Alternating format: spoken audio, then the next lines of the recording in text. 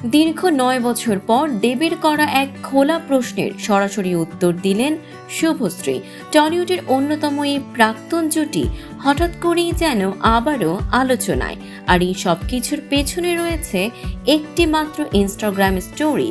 দেব ও শুভশ্রীর বহু প্রতীক্ষিত ছবি ধূমকেতু অবশেষে 14 আগস্ট মুক্তি পাচ্ছে। আর এই সিনেমার প্রমোশনের আগে আলোচনায় চলে এলো তাদের ইনস্টাগ্রাম স্টোরি।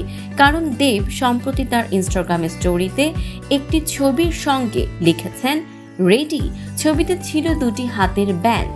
দেবের সেই স্টোরি শুভশ্রী নিজের প্রোফাইলে শেয়ার করলেন এবং ক্যাপশনে লিখলেন রেডি।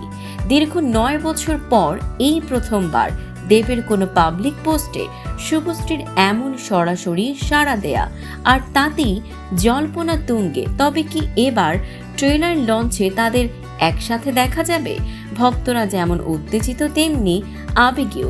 উল্লেখ্য, দেব শুভশ্রীর সম্পর্ক ভাঙার মুহূর্তে এই জুটি 2015 সালে সর্বশেষ অভিনয় করছিলেন ধূমকেতু সিনেমায়।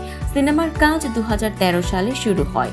2 বছর সিনেমার শুটিং চলে, কিন্তু শেষে একাধিক কারণে ছবিটি মুক্তির পথে হাঁটতে পারেনি। অবশেষে দীর্ঘ 9 বছর পর প্রেক্ষাগৃহে ধূমকেতু মুক্তি পাচ্ছে 14 আগস্ট।